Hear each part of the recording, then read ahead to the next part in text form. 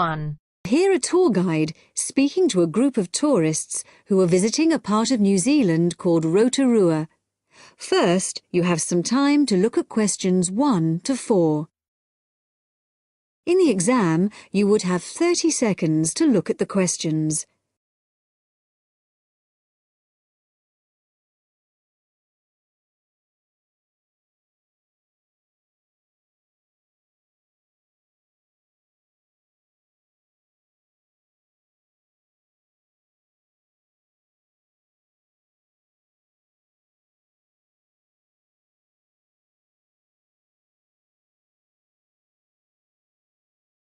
Now listen carefully and answer questions 1 to 4. Hello everyone, and I'd like to welcome you all to Rotorua, one of the most famous destinations in New Zealand, where we have a long history of welcoming visitors. I'd like to explain a bit about the geography of this amazing region, famous for its geothermal activity, and tell you what we've planned for your stay. Well, if you'd like to have a look at the map of the region that's in your welcome pack, if you find Lake Rotorua on the top left, the big triangular lake, we've just driven down along State Highway 5, SH5, down the western side of the lake, and then we turned off through the town, and we're here at the Lakes Motel just around the southern tip of the lake, okay? Now tomorrow we'll be heading off along SH30 in the opposite direction from the town, towards Lake Rotoita, where we'll be visiting the Hells Gate Thermal Reserve. This is the area between the SH30 road and the lake, and I'll be telling you more about this in a minute. We'll then be returning to the motel, and in the afternoon we'll be visiting the town of Rotorua itself, and also the Arts and Crafts Institute, which is just along the SH30 from the motel, where it meets the SH5 outside the town. Now if you look directly out of the motel towards the southeast, in the opposite direction to Lake Rotorua, you can just see the peak of Mount Tarawera, and the day after tomorrow we'll be visiting the volcanic valley which was formed when this last erupted. We'll drive down the SH5 and then head off towards Lake Rotomahana. The valley's on the opposite side of the lake from the mountain, so you can see what a powerful effect the eruption had. There's also an interesting archaeological site, a village buried by the same eruption on the western shores of Lake Tarawera, just to the north. But I'm afraid we won't have time to visit that as a group, although you may wish to go there on your own.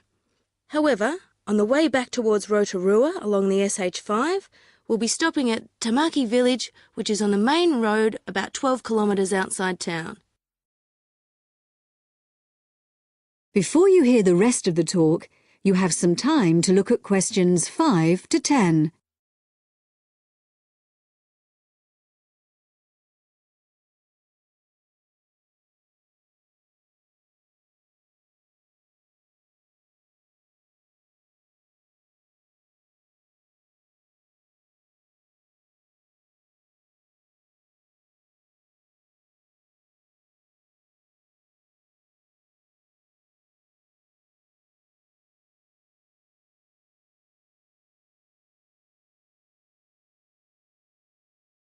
Now listen and answer questions 5 to 10. So now let me tell you a bit more about these attractions. Just driving past the lake and through the town, I'm sure you've realised this is somewhere quite different from anywhere else in the world. So tomorrow, we'll start by visiting Hells Gate Thermal Reserve. This is the most active area of the region volcanically, and you'll see New Zealand's largest boiling whirlpool, where the water is actually 100 degrees centigrade, together with the largest hot waterfall in the southern hemisphere, where it's a more comfortable 40 degrees centigrade. Just right for a hot shower. Entry is just $12 for adults and $6 for children. We'll come back to the motel for lunch, after which we'll visit the Arts and Crafts Institute, where you can learn about Maori people who lived here before the Europeans came. There's a display of Maori carving, showing this traditional skill at its most impressive, and exhibitions where you can learn about the use of geothermal waters for cooking food and for medicinal purposes. Entry is free and you'll find plenty to do there for the whole afternoon. The following day we'll be visiting another highlight of the region, the Volcanic Valley. This is a very new part of New Zealand. The valley was formed less than 150 years ago in 1886 when Mount Tarawera erupted violently, completely destroying the beautiful pink and white terraces that used to attract tourists to the region. After lunch, you can take a boat trip to see the volcanic activity at the edge of the lake. That's $25 for adults and $5 for children. We'll then be spending the afternoon learning more about traditional Maori life and pre-European New Zealand at Tamaki Village. As you walk around this recreated village, your Maori guide will tell you more about this traditional culture, and as the sun sets, you can enjoy a traditionally cooked feast known as the hangi, that's Hangi, consisting of meat and vegetables cooked over hot stones, which are placed in a hole in the ground and covered with earth. And there's no extra charge for this, it's all included in the basic cost of your holiday. Now, does anyone have any questions?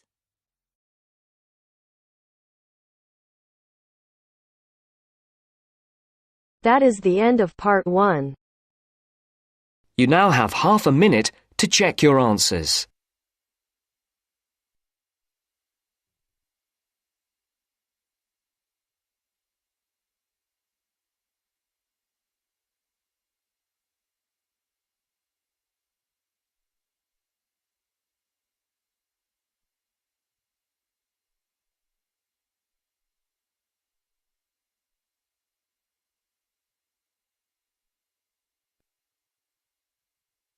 Now turns to part 2.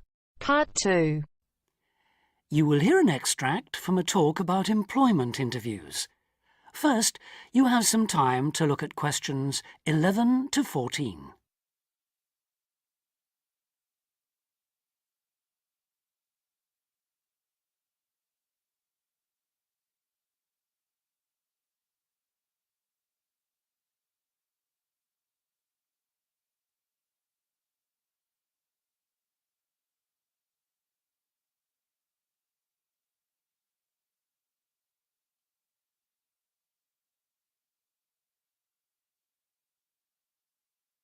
Now listen carefully and answer questions 11 to 14.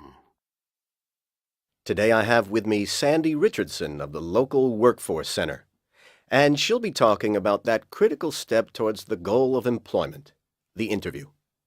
Sandy, what is an interview for, and what's the best way to approach it? A job interview is simply a meeting between you and a potential employer to discuss your qualifications and see if there is a fit. The employer wants to verify what they know about you and talk about your qualifications. If you have been called for an interview, you can assume that the employer is interested in you. The employer has a need that you may be able to meet, so it's your goal to identify that need and convince the employer that you're the one for the job. As everyone knows, interviews can be stressful, but when you're well prepared, there's no reason to panic. Preparation is the key to success in a job search, and you can begin by collecting together all the documents you may need for the interview, such as extra copies of your resume, lists of references, and letters of recommendation. You could also take some work samples, selecting from what you have designed, drawn, or written, for instance. And make sure you have a pen and pad of paper for taking notes. The next step is to find out about the post. The more you know about the job, the employer, and the industry, the better prepared you will be to target your qualifications. Always request a job description from the employer and research employer profiles at the Chamber of Commerce or local library. You could also try to network with people who work for the company or with employees of companies associated with it. The next step is to match your qualifications to the requirements of the job. A good approach is to write out your qualifications along with the job requirements. Think about some standard interview questions and how you might respond. Most questions are designed to find out more about you, your qualifications, or to test your reactions in a given situation. If you don't have any experience or skills in a required area, think about how you might compensate for those deficiencies. Before you hear the rest of the talk, you have some time to look at questions 15 to 20.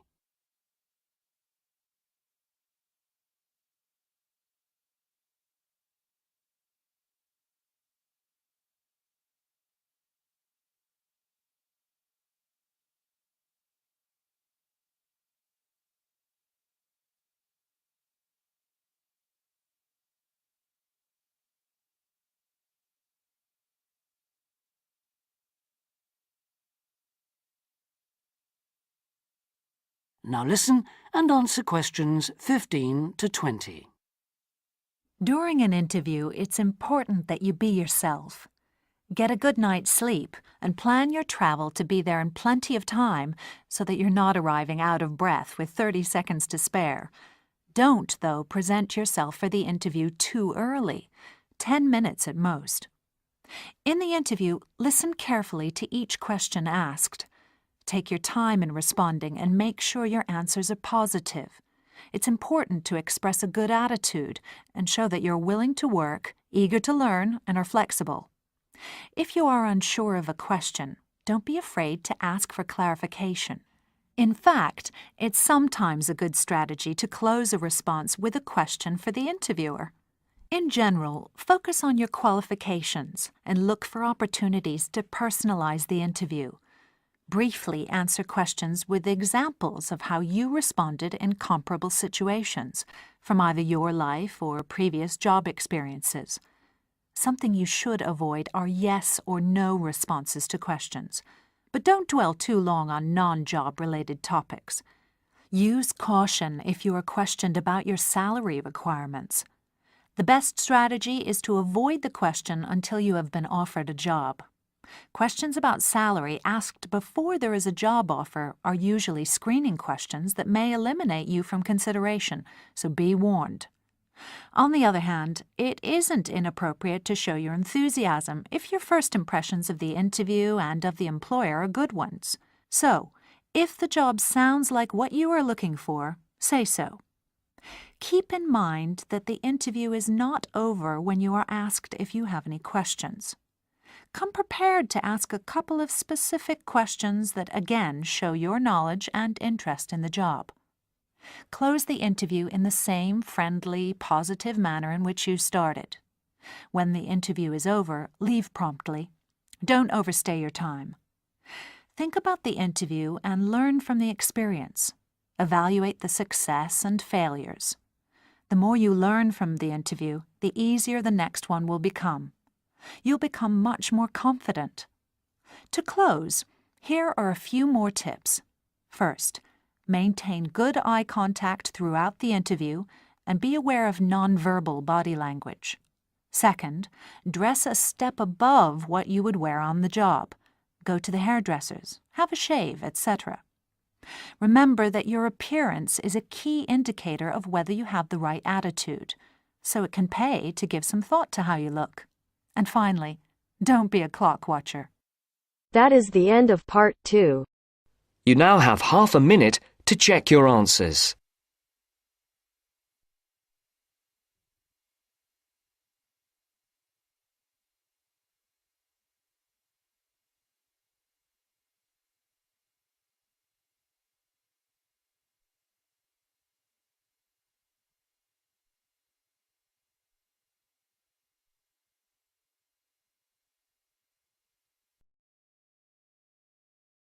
Now turns to part 3. Part 3. You will hear a tutor and some students talking about an assignment. Listen carefully and answer questions 21 to 26.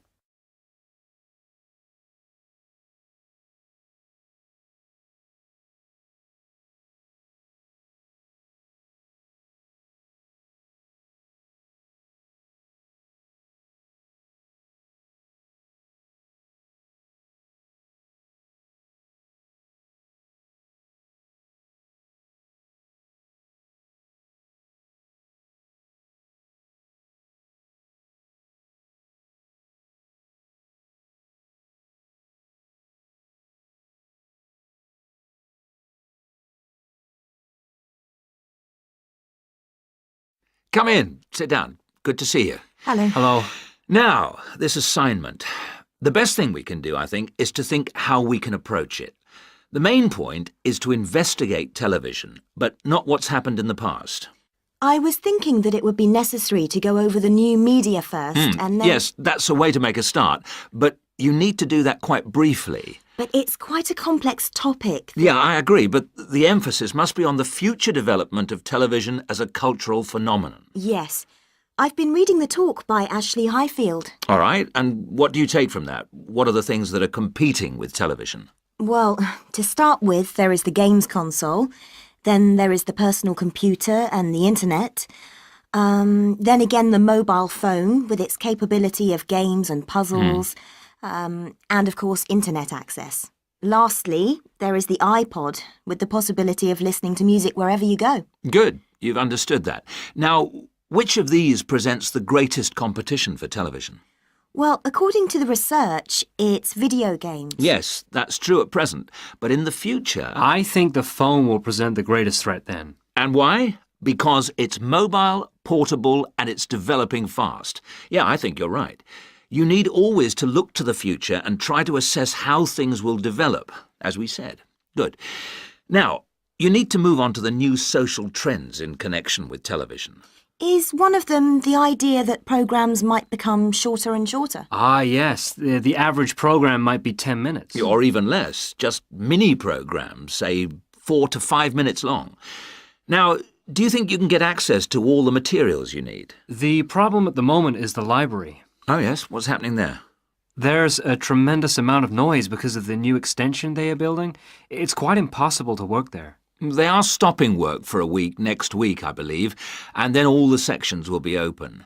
There's a hold-up because some roof tiles have not arrived, so there'll be peace for that week. But then after that, the media studies section will be closed for a week, and all the noise and dirt will start up again. Yes, the sociology section will be open, and there's some good stuff there for you on this topic, and it's further away from the noise.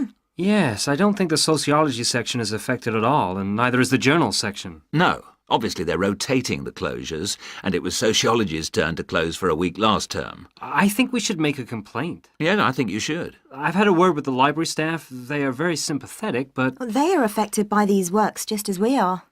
If I were you, I'd make a complaint directly to the premises committee. They only meet once a year, but in fact, I know they're having a meeting next Tuesday. You might like to make contact with them, but don't say that I suggested this. Yes.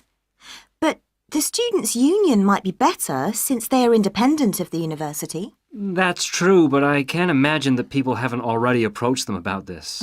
Let's try the premises committee. Good idea. Why not? OK. Now, don't forget I need a copy of your dissertations by email and 2 copies in print, that is, on paper.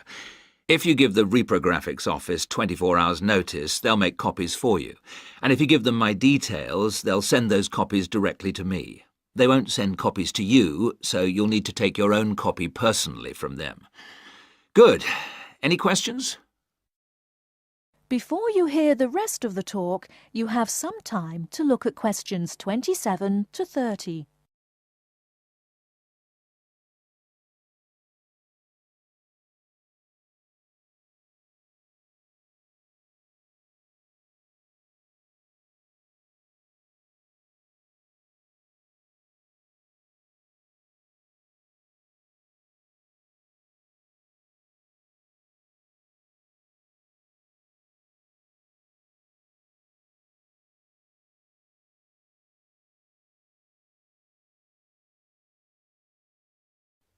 Now answer questions 27 to 30. One little thing was just that I wondered whether we should actually talk about that famous website. You know the one, YouTube. Ah, I was rather hoping you hadn't overlooked that. Good point. It's mostly homemade videos. I suppose you could say that each video is a television version of a podcast. Anything else? Yes, I've got a question, I'm afraid. I'm not completely clear about the exact meaning of culture, as we are using it in this subject. Well, Mrs. Jones is giving a lecture on culture and society in the University Theatre. It's on Wednesday at 10 a.m, and you can learn all about it there, I'm sure. Can you give us that again, please? Yes, that's Culture and Society. It's in the University Theatre. And let me just check the time. Yes, here it is. 10 a.m. on Wednesday. She'll be giving a very thorough discussion of the issues in defining what culture means. Right. That's good. The thing is, the reading list confused me a bit. One thing that occurred to me was that it might be broken down into subsections for future students. Yes, that's a fair point. I'll bear that in mind. Now, don't forget, you need to do the reading and finish the assignment by the 4th of July. Is that okay? Fine. Thank you very much.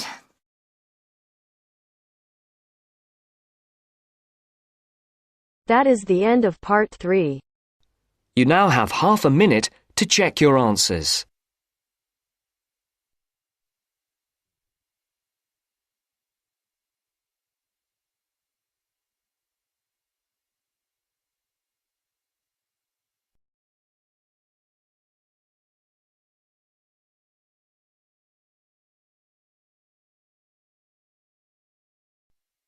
Now turns to part 4. Part 4. Now listen to the second part of the lecture. As you listen, complete the notes below. First, you have some time to look at questions 31 to 40.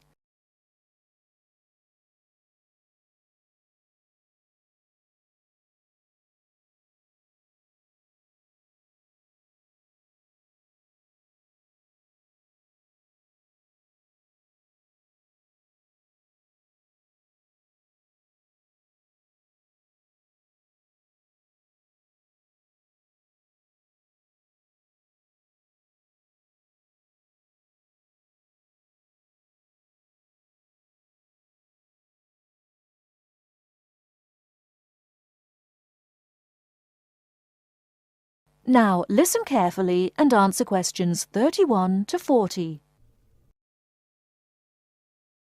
Many typically American characteristics, individualism, self-reliance, informality, punctuality, and directness, are a result of those values mentioned earlier. Other national traits could also be identified, however. 1. Americans cooperate. Although often competitive, Americans also have a good sense of teamwork and cooperate with others to achieve a goal. 2. Americans are friendly, but in their own way. In general, friendships among Americans tend to be shorter and more casual than friendships among people from other cultures. This has something to do with American mobility and the fact that Americans do not like to be dependent on other people. Americans also tend to compartmentalize friendships, having friends at work, family friends, friends on the softball team, etc. 3. Americans ask a lot of questions, some of which may to you seem pointless, uninformed, or elementary. Someone you have just met may ask you very personal questions. No impertinence is intended. The questions usually grow out of a genuine interest. 4. Americans tend to be internationally naive. Many Americans are not very knowledgeable about international geography or world affairs. They may ask uninformed questions about current events and may display ignorance of world geography. Because the US is not surrounded by many other nations, some Americans tend to ignore the world. 5. Silence makes Americans nervous. Americans are not comfortable with silence. They would rather talk about the weather than deal with silence in a conversation. 6. Americans are open and usually eager to explain. If you do not understand certain behavior or want to know what makes Americans tick, do not hesitate to ask questions. Just as values and traits differ somewhat from one culture to another, so do the personal habits associated with good manners and courtesy. While very often there does not seem to be any particular reason why a particular way of doing something is considered good manners, observing these cultural rules will make Americans more comfortable with you, and therefore you with them. It is, of course, impossible to cover all the possibilities here. If you are unsure in a situation, just ask. Americans like to be helpful. 1. Queuing up or lining up is essential. Courtesy requires that you do not push from behind, stand next to the person being helped, or cut into a line. If you should accidentally bump someone, you should say, "Excuse me." 2. Americans blow their noses into a tissue. Spitting, clearing phlegm, or sniffing as from a cold are considered rude. 3. It is considered poor manners to slurp, chew noisily, or open your mouth while chewing. 4. Questions are seen as a good way of getting acquainted, but questions about a person's age, financial affairs, cost of clothing or personal belongings, religious affiliations and sex life are considered too personal for questioning, except between very close friends. 5. Men generally do not hold hands or link arms in public with other men. This is somewhat more acceptable between women and quite common between men and women. Now, a few words about personal safety. Unfortunately, in the US, one must be aware of crimes. It is wise to be especially careful until you are familiar with the community in which you live.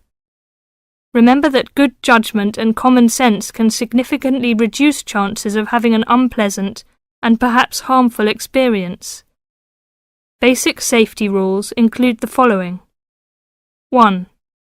Do not walk alone at night. 2. When you leave your room, apartment or automobile, make sure that all doors are locked and all windows are secured. 3. Do not carry too much cash or wear jewellery of great value. 4.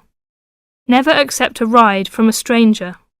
Do not hitchhike and do not pick up hitchhikers.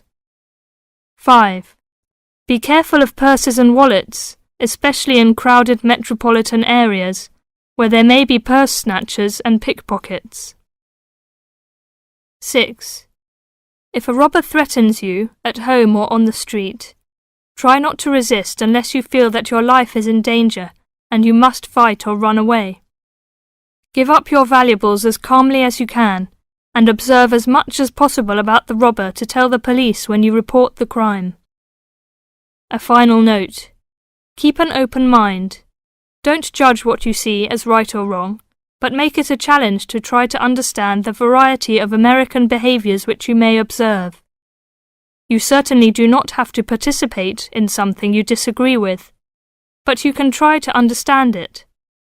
This will help you build an attitude of intelligent and liberated respect for cultures, both your own and others. That is the end of part 4. You now have half a minute to check your answers.